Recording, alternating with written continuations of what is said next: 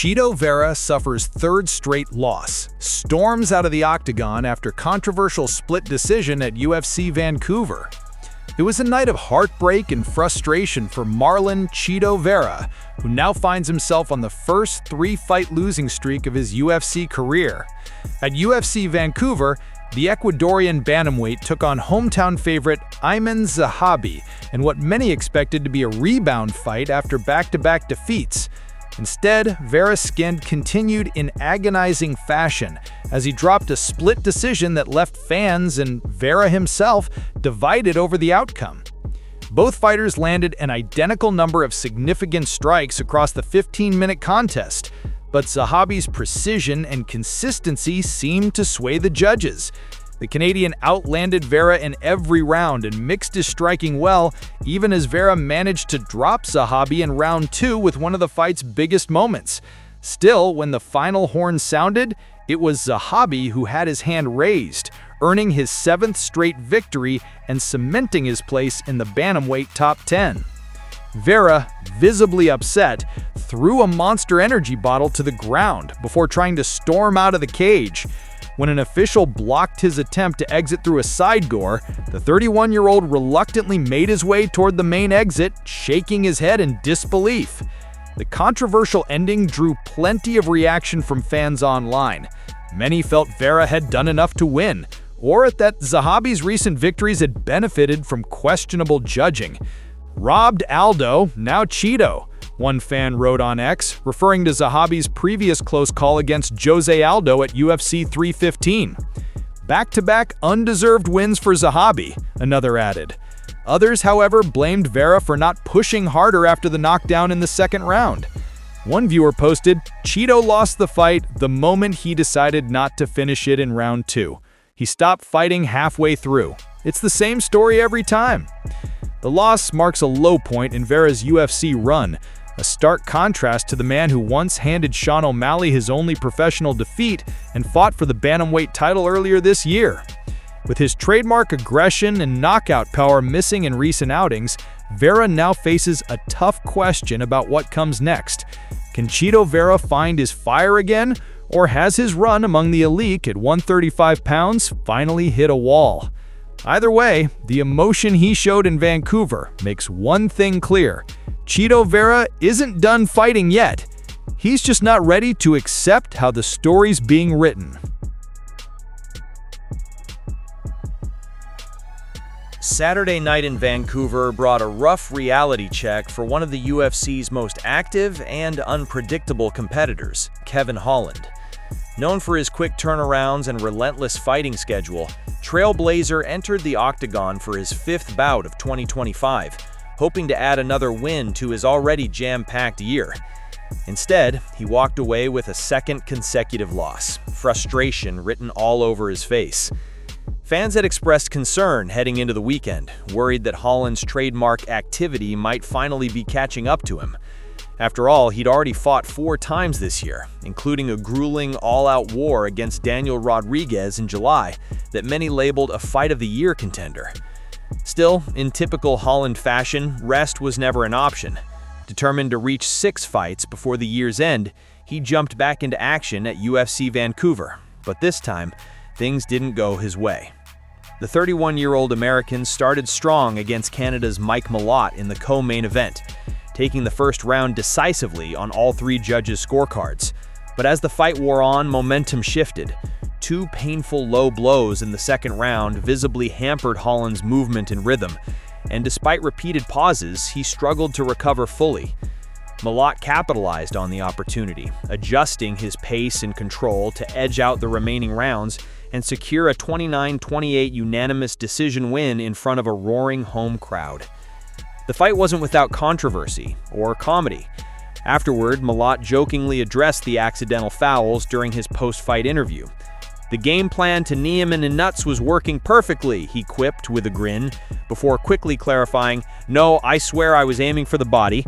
That guy's hips are up by my nipples, man. It's hard to get a knee that high." The crowd erupted in laughter, but Holland, clearly frustrated, wasn't sharing the humor. Within minutes of leaving the cage, Holland took to social media to vent his disappointment, posting, No doubt we suck, never bet on me again, and I need a head massage. The tweet, followed by a similar message on his Instagram story, drew a mix of sympathy and amusement from fans, many of whom have come to love Holland's brutally honest self-critiques. The fighter, known for his outspoken nature and frequent jokes even mid-fight, seemed unusually subdued this time around. With the loss, Holland's 2025 record now sits at 2-3, marking one of the most inconsistent years of his career. After starting the season with 2 impressive welterweight victories, including a slick submission win in March, his momentum has slipped away in back-to-back defeats. Despite this, few expect him to take much time off, especially given his reputation for accepting fights on short notice. Mike Malott, on the other hand, continues to climb. The Canadian has now strung together 3 straight wins since a stunning TKO defeat to Neil Magny in early 2024, reestablishing himself as a dangerous force in the welterweight division. As for Holland, fans are left wondering whether he'll finally hit pause or if he'll keep up his chaotic pace in pursuit of one more fight before year's end. Either way, the Trailblazer remains one of MMA's most entertaining enigmas. Win, lose, or laugh about it later.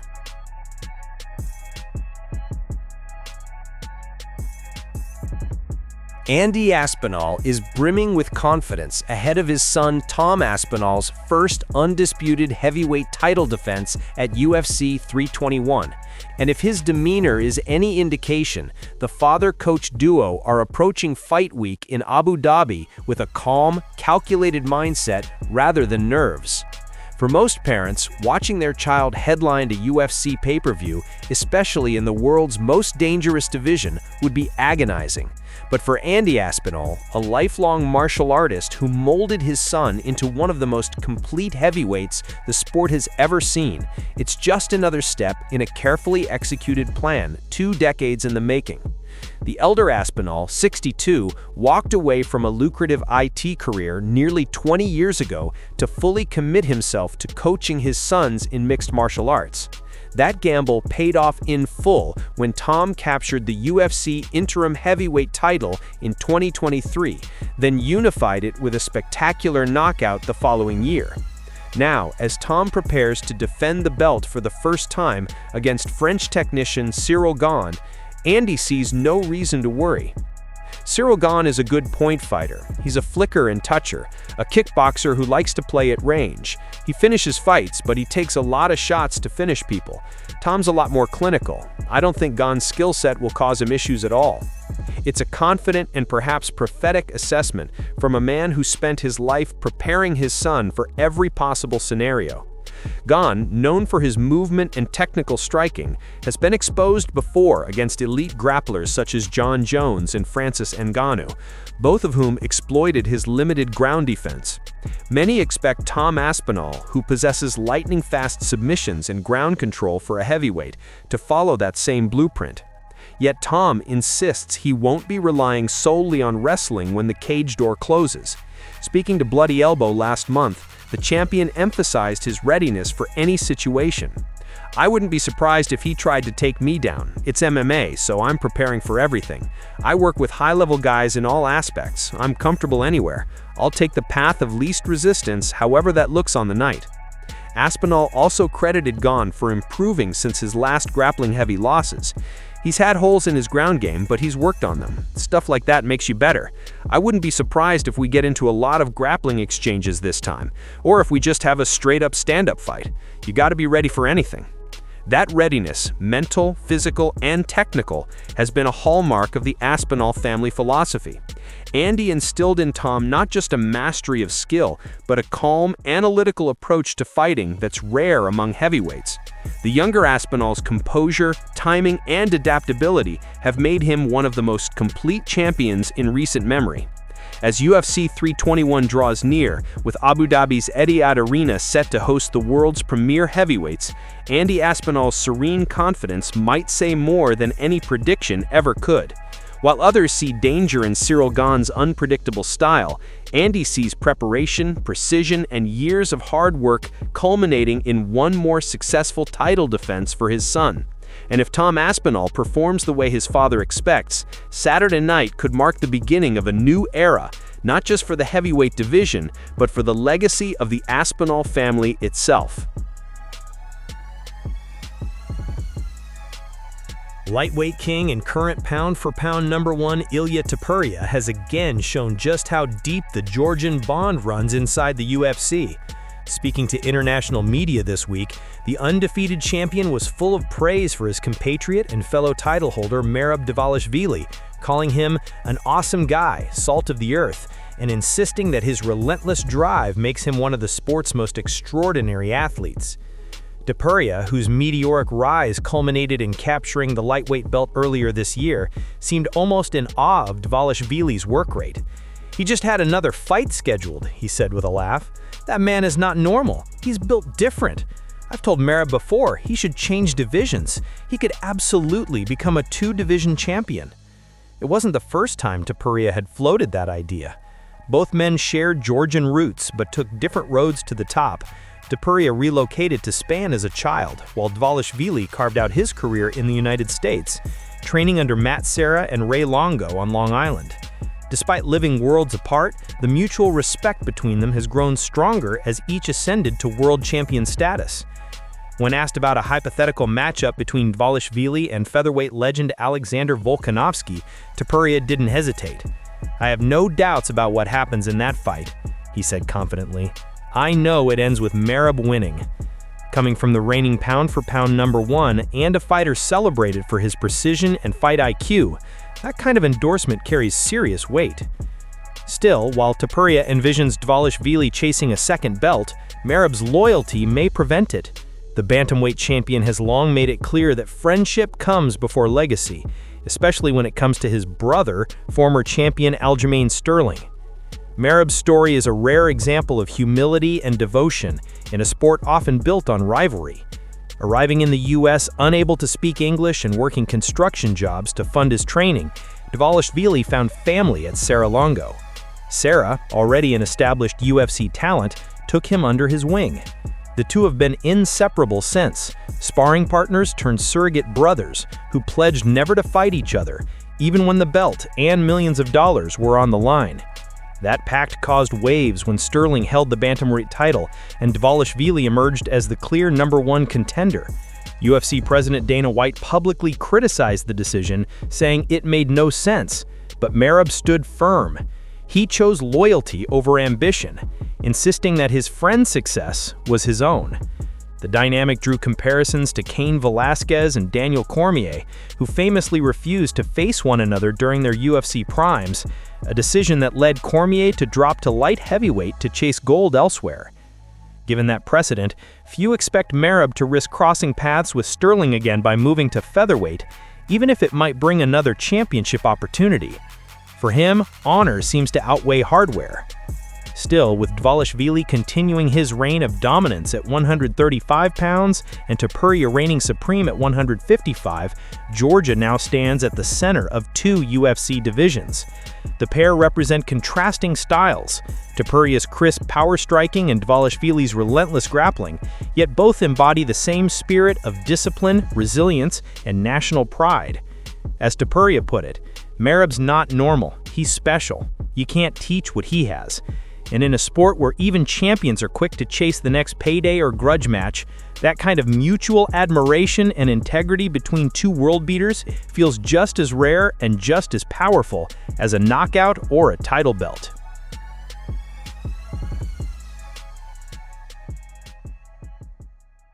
Mackenzie Dern confident her 5-round experience gives her the edge ahead of UFC 321 title fight.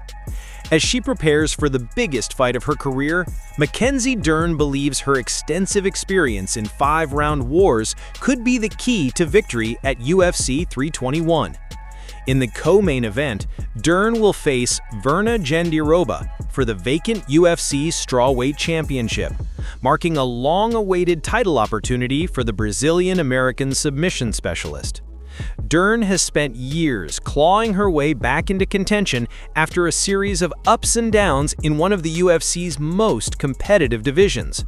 Despite setbacks, she's consistently shown resilience. And that resilience, she says, has been forged through her experience in long, grueling fights.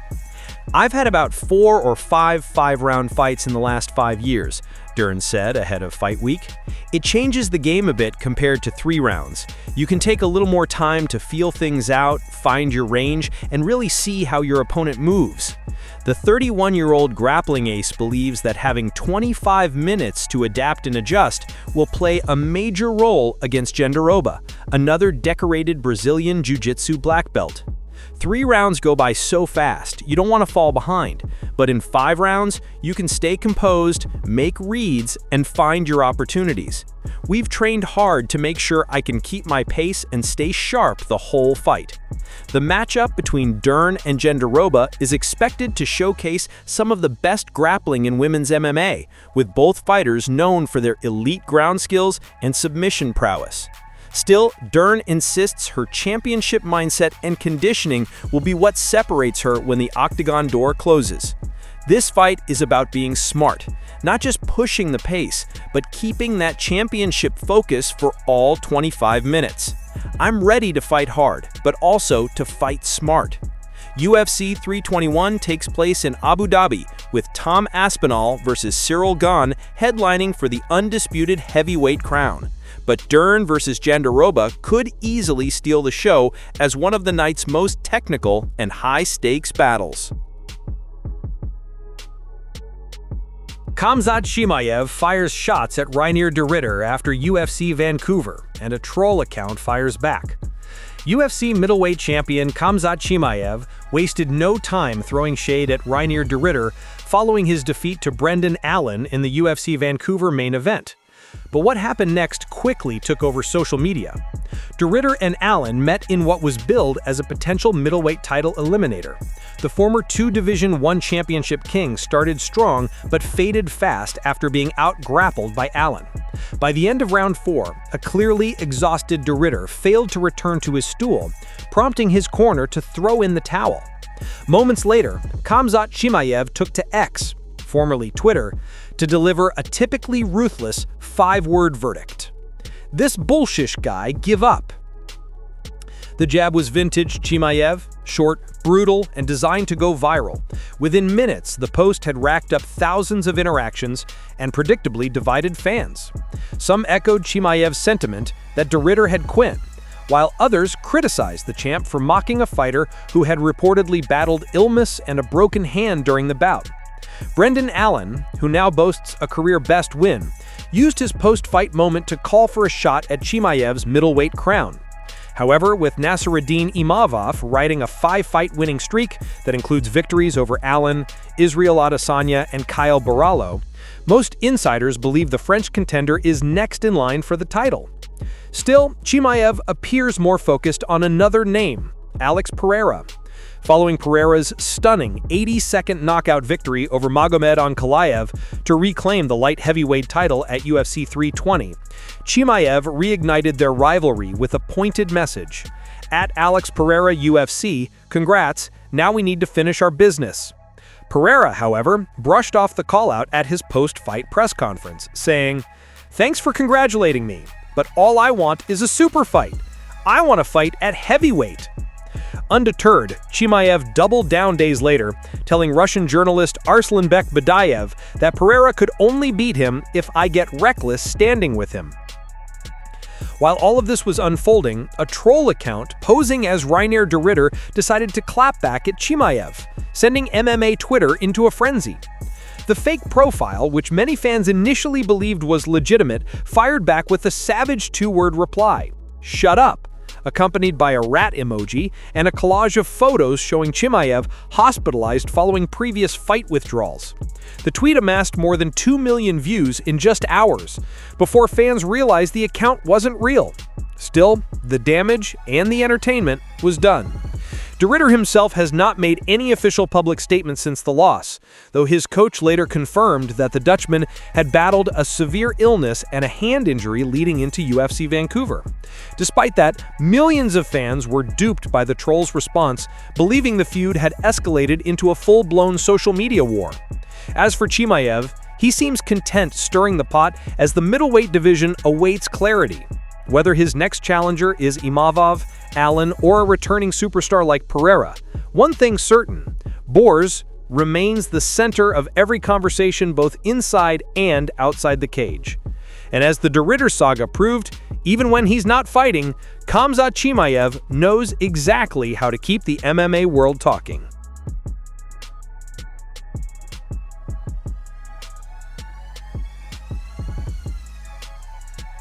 The long-discussed fun fight between Alex Pereira and Jon Jones has once again ignited debate across the MMA world, but this time the idea carries more weight, literally. What began as an intriguing fantasy matchup between two of the sport's most dominant figures has now evolved into a legitimate possibility, with whispers suggesting the UFC could stage the historic bout at a White House event next June. Yet, despite the growing excitement, UFC CEO Dana White finds himself torn between fan demand, logistical hurdles, and the reality of Jon Jones's uncertain future. Earlier this summer, White dismissed the notion of Pereira versus Jones, calling the matchup a size mismatch and pointing out that Jones is simply too big for Poatan. At the time, Pereira was reigning over the light heavyweight division, while Jones's status as heavyweight champion remained in limbo due to repeated delays, injuries, and ultimately retirement. But following Pereira's electrifying 80-second knockout of Magomed Ankalaev at UFC 320, everything changed. Standing in the octagon, basking in the roar of the crowd, Pereira teased the idea himself. It would be at the White House against Jon Jones. The line, equal parts playful and prophetic, immediately sent fans into a frenzy. As the UFC prepares for a monumental show scheduled at the White House on June 14, 2026, an unprecedented move for combat sports, Pereira's bold statement has only intensified speculation. The Brazilian knockout artist, who has now reclaimed his light heavyweight crown in devastating fashion, seems eager to test himself against the sport's most decorated fighter. For Jon Jones, however, the path forward is less clear. The former two-division champion announced his retirement earlier this year, citing disillusionment with the sport and the delays surrounding his title defense against Tom Aspinall. Still, as with everything involving Jones, retirement never feels final. The 37-year-old legend hinted at a possible one-off return, but only for the right fight. If the bosses don't want the Alex Pereira fight to happen, then I'll just move on with my life. You can either lose me or get one more super fight, and that's with Alex Pereira. His comments reignited talks that the UFC might tempt him with one last payday, especially with the global attention a White House card would draw. Meanwhile, Bruce Buffer, the iconic voice of the Octagon, weighed in on the speculation in an interview with TJ DeSantis. "We'd all love to see Jon fight Pereira, but I really feel that Jon should fight Aspinall. He's a heavyweight. Jon's not going to go back down to light heavyweight at all." The 68-year-old announcer also noted that Pereira, for all his talent and star power, might be better off staying put at 205 pounds, where he can continue to build his legacy as a two-time light heavyweight champion. He should stay and dominate the light heavyweight division, Buffer continued. There are still contenders there for him to fight. But the question remains, can Dana White resist the allure of one of the biggest potential fights in UFC history? Jon Jones versus Alex Pereira would transcend divisions and perhaps even eras. Both men are generational talents, both have conquered multiple weight classes, and both carry the kind of mystique that turns a fight into an event. And with the UFC preparing a once-in-a-lifetime venue at the White House, the temptation to make the impossible happen is stronger than ever. Still, White has made it clear that his confidence in Jones has waned. The UFC CEO reportedly feels burned by Jones' repeated withdrawals and abrupt retirement, telling associates that while he respects the legend's achievements, he's hesitant to center another major card around him. Jon's credibility isn't what it used to be, one source close to the promotion claimed. Dana wants reliability, and Pereira has been the one delivering that. In the meantime, Pereira continues to sit atop the light heavyweight throne, unbothered by the noise but fully aware of the spectacle surrounding his name. Whether he chooses to chase history at heavyweight or continue carving out his dominance at 205 pounds, Poatan remains one of the UFC's most captivating figures.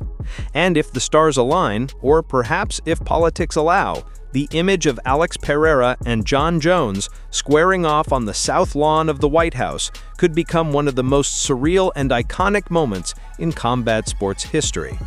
For now, the matchup exists somewhere between rumor and reality, suspended in the unique space where ambition, ego, and opportunity collide. But as both fighters have shown time and again, in the world of MMA, the unthinkable has a way of finding its way into the cage.